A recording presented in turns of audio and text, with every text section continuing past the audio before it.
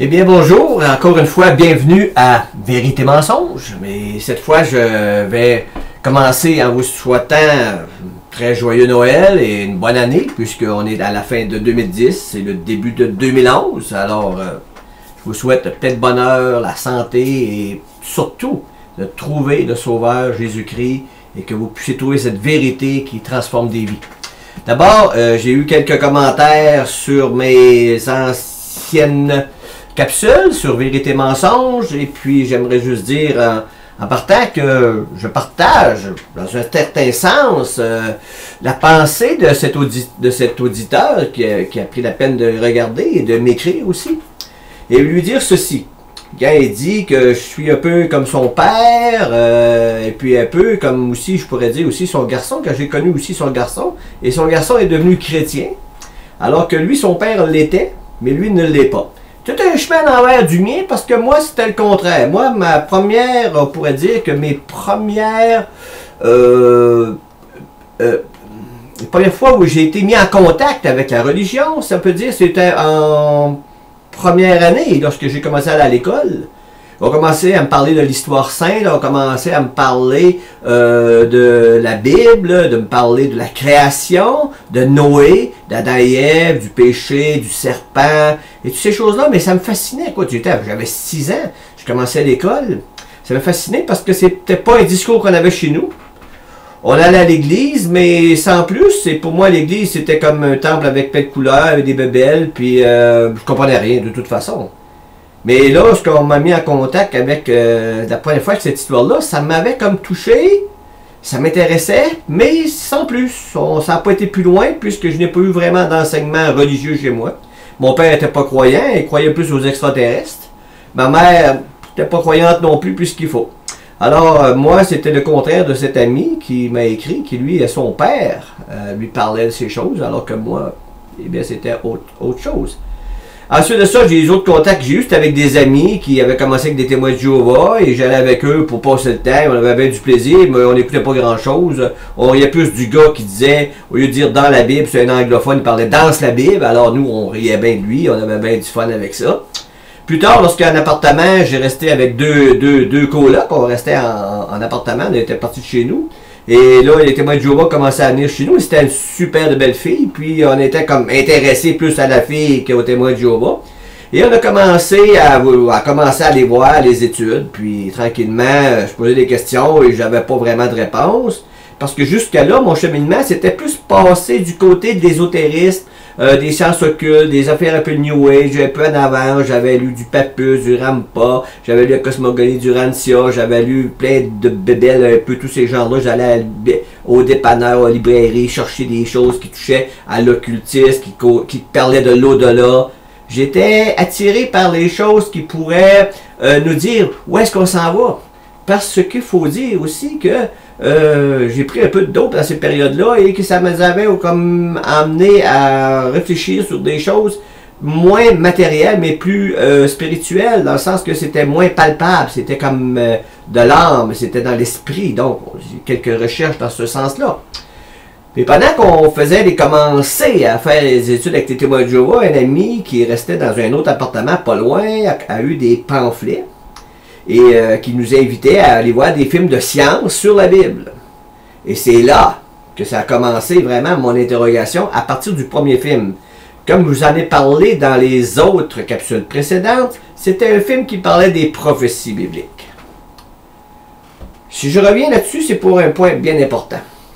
Mon cheminement personnel n'aurait donné aucun résultat puisque moi, j'ai jamais vu Dieu, personne n'a jamais vu Dieu, personne ici n'a connu Jésus-Christ, ne l'a rencontré, ni a parlé avec. Tout ce qu'on a, c'est des écrits de témoins qui lui ont parlé, qui ont vécu avec et qui ont été témoins des miracles. Mais moi, personnellement, rien du tout. Alors, ma foi ne peut pas être basée strictement sur ces témoignages anciens. Elle ne peut pas être basée sur ce que moi je pense, ou ce que je crois, ou ce que les autres pensent, ou ce que les autres croient. Je vous l'ai dit, l'homme ne peut pas On ne peut pas se fier sur l'homme, puisque je regarde dans le monde dans lequel je vis, je regarde les livres ici qui parlent des petites encyclopédies de la pensée du monde, tout le genre de philosophie, de pensée au niveau du New Age, au niveau de toutes sortes de pensées qu'il y a dans le monde. C'est incroyable. Le nombre de religions qu'on pourrait faire, on pourrait faire 6 milliards de religions si on voulait, parce que chaque personne a sa propre idée de Dieu. Parce que nous n'avons pas, nous, cette connaissance de Dieu. Nous essayons de l'imaginer, de le concevoir, mais nous ne le connaissons pas, nous ne le voyons pas, nous ne le touchons pas. Nous n'avons rien avec nos sens qui communiquent avec Dieu.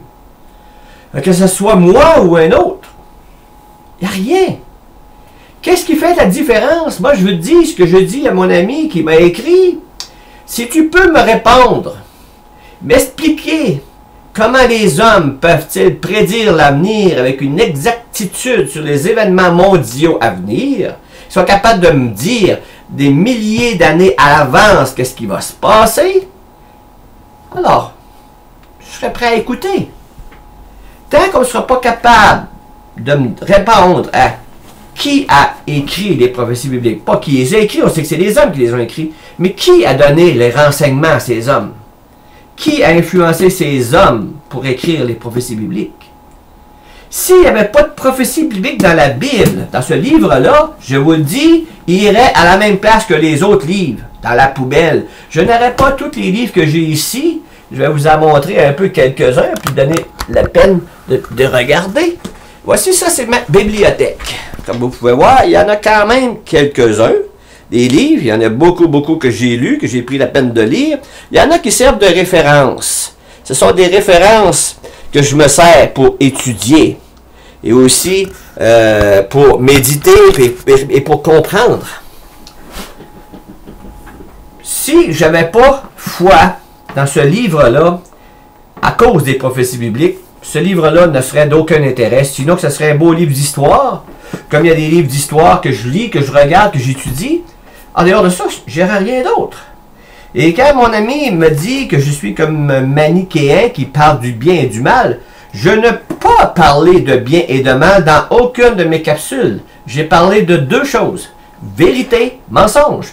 Pas bien et mal, mais vérité, mensonge. Et toute une distinction entre les deux. Le bien et le mal, vous savez, le bien peut être un mal nécessaire dans le monde dans lequel on vit. On peut choisir entre deux mots et choisir le moindre des deux et cela ne sera pas mal. Et on peut faire le mal, mais le mal ne sera jamais un bien. Mais des fois, ça peut être un bien. Mais encore là, qui va décider de ça? Et c'est moi? Non, je ne peux pas décider de ces choses. Je dois être dirigé par quelqu'un qui est au-dessus de moi, qui a cette connaissance du bien et du mal. La connaissance du bien et du mal devient d'un vol que nous avons fait à Dieu dans le jardin d'Éden, lorsque Dieu avait dit à l'homme de ne pas manger du fruit de l'arbre défendu, de la connaissance du bien et du mal. Et c'est de là que vient la connaissance du bien et du mal. Cet arbre de la connaissance du bien et du mal, c'est que nous nous sommes accaparés du jugement du bien et du mal. Et c'est là ce que ça nous a conduit, ou ce que nous en sommes aujourd'hui. Nous vivons dans un monde où il y a deux seulement influences. Deux seules influences. Dieu, d'une part, le vrai Dieu, d'une part, qui nous a laissé sa parole, la parole de vérité à laquelle nous pouvons compter, nous pouvons nous fier. Et l'autre, le diable, qui a influencé et qui a conduit nos parents, premiers parents à pécher, et qui nous a conduits dans le dilemme et dans la bourbier et dans la merde dans laquelle nous sommes, et qui continue encore à nous mentir à travers toutes ces philosophies, ces mensonges et ces pensées de sages, intelligents, qui se croient capables de penser par eux-mêmes. Je peux vous dire que ce n'est pas le cas. Nous avons besoin d'une pensée qui vient de Dieu. Quand l'homme avait péché, l'homme s'était aperçu qu'ils étaient nus, Dieu lui avait posé la question. Qui t'a dit que tu étais nu?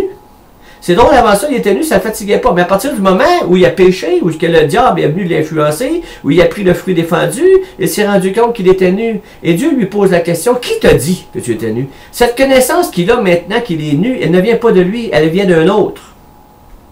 Les connaissances de ces religions, de toutes ces philosophies, de cette soif de connaître, parce que cette soif de connaître, ce mal de vivre que nous avons dedans, qui nous pousse à rechercher, nous amène à plein de religions, à plein de philosophies. Mais la vérité, elle est où? Si la Bible n'existait pas, je serais comme tous ces gens. Je chercherais à gauche et à droite de toutes sortes de choses. La Bible, s'il n'y avait pas les prophéties, je vous le dis, je n'en serais pas où j'en suis aujourd'hui. Je ne croirais pas dans ce livre-là. Car ce n'était pas dans ma nature de croire dans ces choses-là. Moi, j'aimais mieux croire en moi-même. Faire mon propre chemin, avoir mon propre jugement et décider par moi-même de ce qui était bien, de ce qui était mal. Et de faire ce qui m'arrange ou ce qui n'arrange pas. Car c'est sûr, quand on se met à se soumettre à ce livre-là, qu'il y a des affaires qui ne font pas notre affaire. Il y a des affaires qui nous intéressent moins, il y en a d'autres qui sont plus intéressantes. Non, ce n'est pas une question de bien ou de mal. C'est une question de vrai et faux, une question de vérité et de mensonge. Et c'est la même chose dans toute notre vie. C'est une question de vrai et de faux.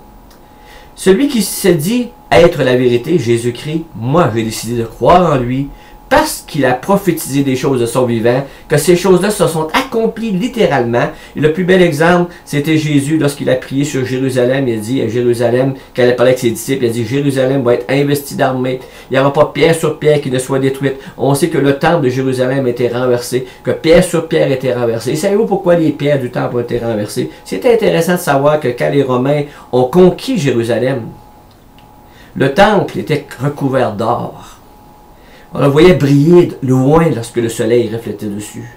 Il y avait un trésor immense à conquérir là. Et pour pouvoir conquérir tout cet or, pour le pouvoir le brûler, le reconquérir, il a fallu renverser les pierres. Il n'y a pas une pierre sur pierre qui n'a pas été renversée et le temple a été complètement détruit. Tout comme Jésus l'avait dit. Et 70 après Jésus-Christ, jusqu'à 1948, selon les prophéties, il n'avait pas donné de temps. Mais il nous avait été dit qu'Israël serait déporté à travers les nations. Mais il est aussi dit qu'il allait revenir. Ce qui s'est produit aujourd'hui. Devant nos yeux, nous avons ce phénomène qui est Israël. Israël ne disparaîtra jamais de la carte. Inquiétez-vous pas, les Arabes ont beau essayer, tous les pays autour ont beau essayer, on a beau recommencer à refaire de l'antisémitisme, de traiter les Juifs comme s'ils faisaient un apartheid. Les Juifs se défendent contre un ennemi mortel, qui a juré sa perte, qui a juré sa mort, qui a juré sa destruction. Autour de lui, il est entouré de pays hostiles musulmans qui n'a qu'une envie, c'est de le détruire et de le jeter à la mer.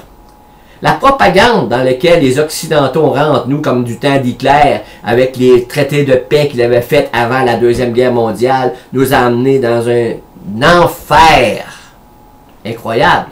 Mais on s'attend à refaire les mêmes erreurs encore, mais cette fois-ci, c'est avec d'autres Hitler. Ahmadinejad, il a tout un nom, lui, il faut le dire. Il n'y a pas juste un nom, il a toute une tête de linotte, tête de cervelle, d'oiseau. Mais il y a une destruction en vue.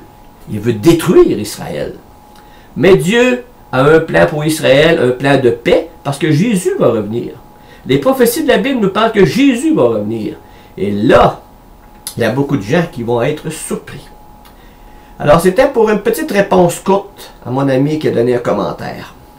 Prochaine capsule, après les fêtes, je vais vous dire le sujet, ça va être sur quoi?